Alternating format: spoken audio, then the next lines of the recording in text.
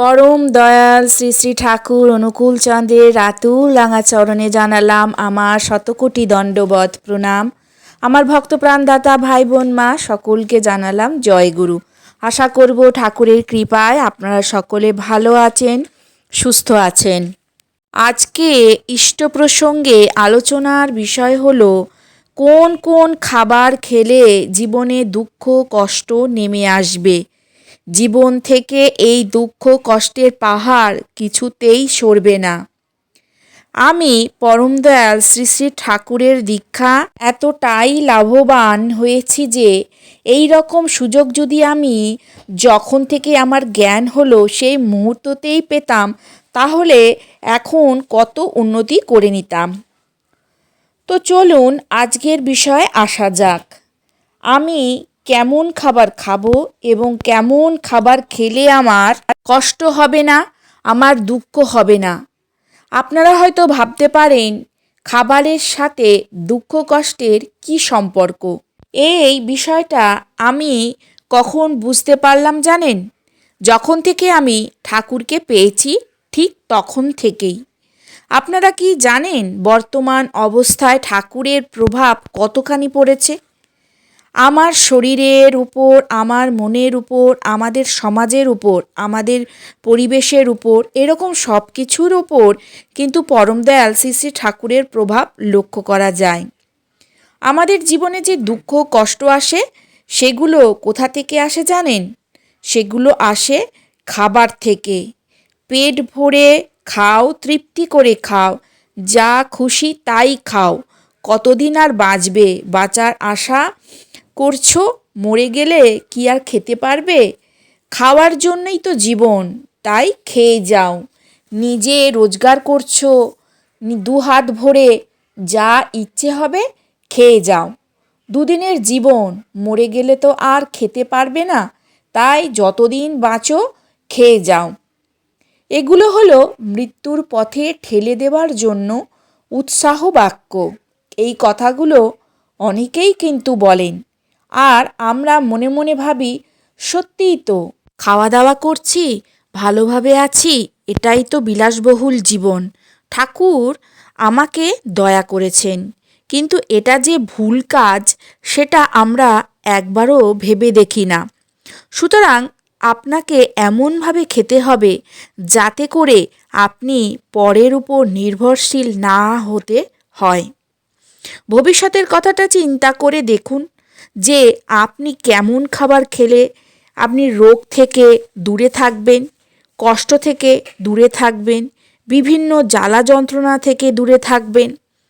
আপনি যদি রোগগ্রস্ত হয়ে বিছানায় পড়ে থাকেন, তাহলে কিন্তু আপনি তুচ্ছ তাচ্ছিল্যেরই পাত্র হবেন। আপনি যদি নীরব অবস্থায় দীর্ঘ আয়ু হয়ে মানুষের সেবা করেন, হাঁটাচলা করেন, তখন আপনার বয়স হলেও লোকে আপনাকে দেখবে আর আপনি সকল দুঃখ কষ্ট থেকে দূরে থাকবেন।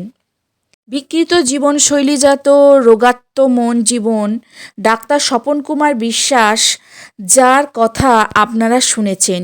সৌভাগ্যক্রমী অস্বাভাবিক জীবনশৈলী ও সেটা থেকে উদ্ভূত প্রাণঘাতী রোগগুলির মধ্যে যে বিপজ্জনক আঘাত সৃষ্টি হয় তা ব্যক্তিগত জীবনশৈলীর বিজ্ঞানসম্মত পরিবর্তনের মাধ্যমে অধিকাংশ ক্ষেত্রে ভেঙে দেওয়া যায়।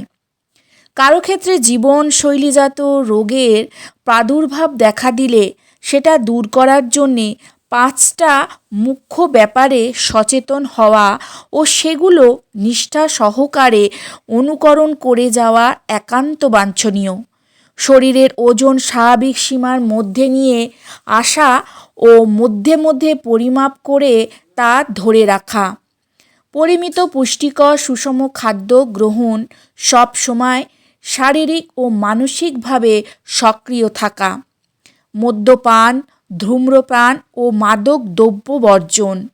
একটা নির্দিষ্ট সময়ের ব্যবধানে ব্যক্তির বিভিন্ন ধরনের প্রয়োজনীয় চিকিৎসা সংক্রান্ত বিষয়গুলি পরীক্ষা নিরীক্ষা করে দেখা, প্রয়োজনীয় ব্যবস্থা গ্রহণ করা। উল্লেখিত প্রতিষেধন সংক্রান্ত বিকল্প বিষয়গুলি বিশদে আলোচনার মাধ্যমে নিয়ন্ত্রণ, সামঞ্জস্য ও সমাধানের পথ খুঁজে পাওয়ার সূত্রে আলোকপাত করা এখানে প্রাসঙ্গিক হবে। খাদ্যাভ্যাস। প্রত্যেক ব্যক্তির নিত্যদিন পরিমিত পুষ্টিকর সহজপাচ্য আহার্য গ্রহণের অভ্যাস গড়ে তোলা উচিত।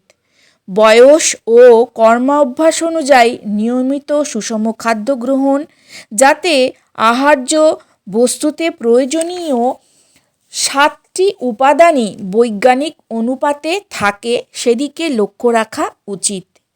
সেগুলি হল শর্করা, প্রোটিন, ভিটামিন, জল ও যথেষ্ট পরিমাণে আঁশ। খাবারের অতিরিক্ত নুন ও মিষ্টি বর্জনীয়। রোজ খাবারের সাথে আস্ত দানা, প্রচুর টাটকা সবজি, কিছু পরিমাণে ফলমূল সেব্য। অতিরিক্ত তেল মশলাযুক্ত চটপটে অপরিশোধিত খাবার যত পারা যায় এড়িয়ে চলা উচিত। রাসায়নিক মিশ্রিত তরল পানীয় শরীরের পক্ষে খুবই ক্ষতিকর। নিয়মিত আহারে কোনো উপাদানের ঘাটতি থাকলে সেটা চিকিৎসকের পরামর্শ নিয়ে কোনো রোগ শরীরে স্থায়ীভাবে ঘাঁটি গাড়ার আগে প্রয়োজনীয় চিকিৎসা করা উচিত।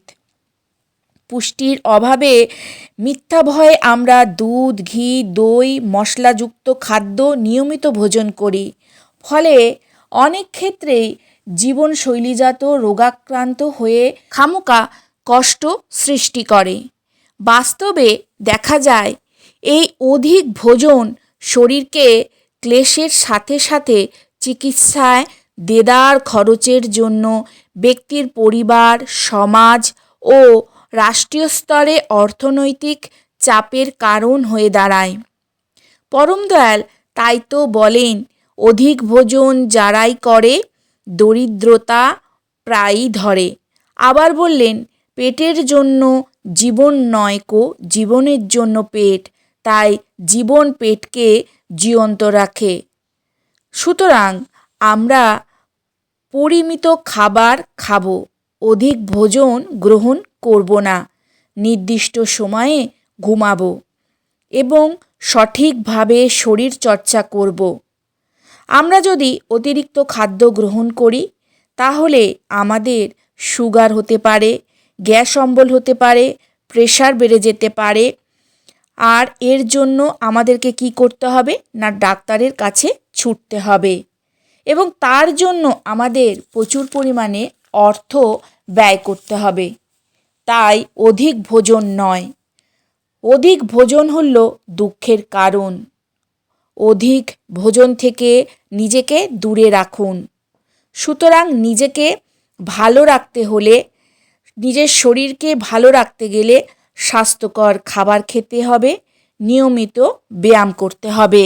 সুতরাং বুঝতে পারলেন যে কোন কোন খাবার খেলে আমাদের দুঃখ কষ্ট পিছন ছাড়বে না, আর কোন কোন খাবার আমাদেরকে অতি অবশ্যই বর্জন করতে হবে। তবেই কিন্তু আমরা ভালো থাকব, সুস্থ থাকব। আশা করি আজকের ভিডিওটা আপনাদের উপকারে আসবে। আজকের ভিডিওটা তবে এখানেই শেষ করছি। সবাই ভালো থাকুন, সুস্থ থাকুন, সাবধানে থাকুন, ঠাকুরের কাছে প্রার্থনা করি। আর যদি আমার এই ভিডিওটা ভালো লাগে তাহলে অতি অবশ্যই একটা করে লাইক করবেন, বেশি বেশি করে আমার ভিডিওটা শেয়ার করবেন, যাতে আরও 5 জন এই ভিডিওর মাধ্যমে উপকৃত হন। আর আমাদের পরম দয়াল শ্রী শ্রী ঠাকুরের কথা আরও যেন চারিদিকে ছড়িয়ে পড়ে, আরও 5 জন যেন আমাদের ঠাকুরকে জানেন, চেনেন।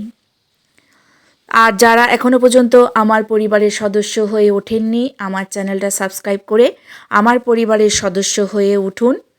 সবাই ভালো থাকুন। কালকে আবার আসছি আরেকটি ঠাকুরের নতুন ভিডিও নিয়ে। ঠাকুর সদা সর্বদাই আপনাদের ভালো রাখুক, আনন্দে রাখুক। জয় গুরু, বন্দে পুরুষোত্তমম।